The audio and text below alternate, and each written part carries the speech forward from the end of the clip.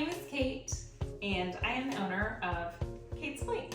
It is a service that helps you get a healthy dinner on the table with a little less work. We are in Dayton and Cincinnati, and we focus on utilizing local goods and also Whole Foods goods. The dish we're making is Italian sausage, cabbage, and apples. I'm just gonna walk you through how I would make it.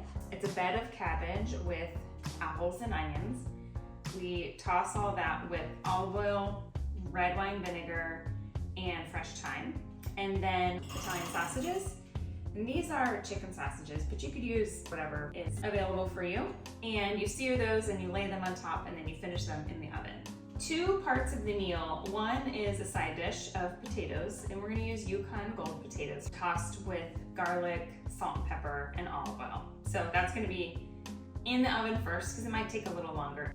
I love to line my roasting sheets with parchment paper. You don't have to oil the parchment, you don't have to do anything else. So I'm gonna set that aside while I cut my potatoes. We are going to be cutting a lot of things today. And one thing I wanted to mention was to have a sharp knife. Having a sharp knife is much safer than having a dull knife. So I'm gonna show you how I sharpen my knives. This little tool has a coarse and a fine side to it, and it is very simple and very inexpensive. So I run my knife through the coarse section several times. It's really helpful to sharpen your knives before you do meat as well, because it tends to be tougher to cut. Then you flip it over to the fine side, and you can hear it sounds just a little bit different. And that's it. Now that we have a nice sharp knife, let's cut some potatoes. For this dish, I'm using a Yukon Gold potato, which you can see they're like buttery gold, delightful inside. Yukon Golds have a ton of potassium, and they actually have more antioxidants than like a white potato does. Now I'm cutting these between 1/4 and 1/2 inch thick. Now you could definitely peel them, but I see that as totally unnecessary. The skin often in vegetables adds a little extra fiber and nutrients. I'm going to drizzle some olive oil on here, maybe about a tablespoon, and some salt. Most grocers right now are selling fresh garlic cloves that are already peeled. I trim off the ends. Careful with your fingers on this one. Kind of hold it in a little claw grip and start to mince this up. And you just want to get fine enough that if you were to bite into a piece of that potato, it wouldn't be just a big hunk of garlic. I love garlic. I'm gonna put all of this in. This is probably 1.5 tablespoons. Now we're gonna just toss these to coat. It's already got the olive oil on it and the salt. And fresh garlic is really powerful. It's really good for you. So when you have access to fresh garlic, go ahead and do it. I'm gonna lay these out, and we're gonna get these in the oven. All of your temperatures are listed on your ingredient sheet. Anywhere from 400 to even like 475. So we're gonna be building our cabbage, onion, and apple base. I'm gonna be using like a 9x13, so even if we create a big bed of cabbage, it'll cook down. Cabbage is an awesome vegetable. It's very versatile. It maybe gets a bad rap for being a little bland, but add a little salt and a little heat to cabbage and it turns irresistible. So it's cheap at the store, it's always available, and it has a ton of nutrients. We have a ton of vitamin C, we even have a little calcium. We've got lots of potassium, fiber. But usually the outer leaves, I just kind of peel off 1, 2, or 3, depending on how it looks. Take off the stem end, and then I'm gonna start cutting this, and once I get in there, I'm gonna kind of cut out that core section. The core is just this center part, and it's a little tougher, a little more fibrous, so I tend to cut that out. So I'll start by making large slices of this, and then once I have that, a safe thing to do when you're cutting vegetables or anything is to find a flat surface. Once you have that flat surface, you can put that on the board, and it's much safer to cut than trying to continue to do this and it wobbles. So once I'm there, I'll turn it, and then I'll keep cutting.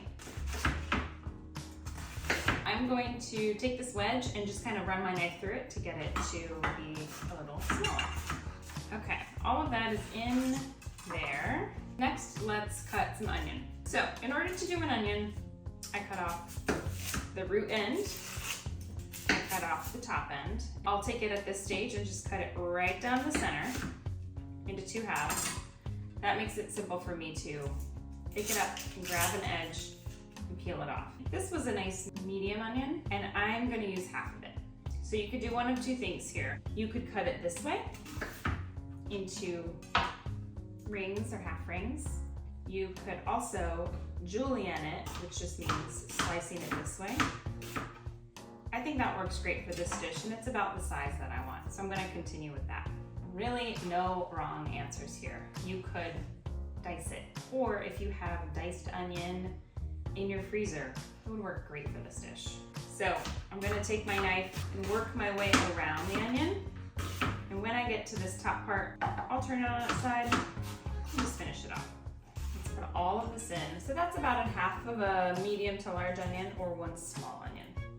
All right, let's wipe our board and get ready for apples. These are Fuji apples that I've washed, and I'm going to keep the skin on. Again, the nutrients are a lot of the times concentrated in the skin, and it provides extra fiber, so why not? I go a little bit to the side of the core. I'll flip it around and I'll take the other cheek off, and then I'll lay it flat and go a little bit to each side. That way I've essentially cored it, going with the theme of putting things flat to cut. But if your knife is anything but very sharp, you could have to work at it. So sometimes it is safer to flip something over and be able to slice through the flesh, because the knife will go right through the flesh easier. So this is pretty much it. This is an exception to the rule. So this is what I'm looking for, maybe a 1/4 inch, just slightly over. So here's what I've got so far, and I will end up tossing this all together. But let's make our dressing that goes on it. You could use whatever herbs you like. I really prefer fresh herbs in a dish like this, but I have used dried thyme. Like if you're pulling this dish together from things you have in the fridge, dried is great. If you grow herbs or are willing to have like a pot of herbs, thyme is a really, really simple one to have in there. It grows well in a small container and provides a ton of flavor. And it's got olive oil. It's got red wine vinegar, salt,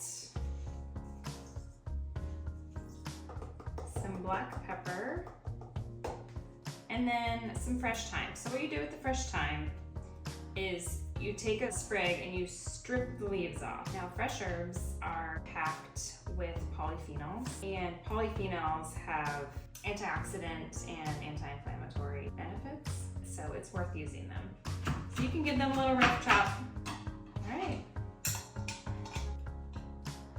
Smells good. All right, I'm gonna pour this on the cabbage and the apples, and it may not seem like a ton, but the cabbage and the apples and the onions also release water as they cook, so don't be too concerned with it being wet. We're just getting the flavor in there. All right, that looks pretty well coated. All right, I'm gonna cover this with foil and get it in the oven while I sear my sausages. But covering it will help it steam and get softer on its own. In the oven it goes with our potatoes. I've got the cabbage and apples in the oven. The potatoes are also in the oven. We're gonna sear the sausages and put them on top. So I'm gonna put that on my stovetop and turn my heat to medium high. You know your stove the best. You don't want it so hot your oil is gonna smoke, but you want it hot enough to get a good sear. So medium to, or just a little bit above medium. I can't just turn this on, put oil in, and go. You need to let it warm up. I'm gonna show you a little trick, and I'm sorry if you know this already. Scroll on by this, but it is awesome if you don't know it. I take a little bit of water, maybe 2 tablespoons, and if I pour a little bit in my pan, and it just steams and bubbles, we're not ready. Give it some more time, which we're not ready. Let's try our water trick one more time. I'm gonna put a few drops of water on here. And I know you probably can't see it right there, but there's little round balls of water scattering everywhere on my pan. That's how I know we're ready. I'm gonna let the water evaporate, or you could toss it into your sink. And then I immediately turn my heat down to medium so that my oil does not smoke when I put it on there. Then I'm gonna take my sausages. Now these are raw sausages, and put them in my pan. and I'm going to put a splatter guard on. This is a splatter guard, and it goes over top your pan so that the little grease bubbles don't splatter all over your stove. Very helpful. And I'm gonna let them sear and brown on one side for a few minutes before I switch it to the next. Anytime you're getting that brown reaction on the bottom, that's a lot of flavor. So don't skip that step. All right, our sausages are getting nice and brown on the other side. What I'm gonna do is take my cabbage and apples out of the oven so that it's ready to transfer the brown sausages onto them. And I'm checking on my potatoes while we're in there. They look awesome. They're getting nice and crispy.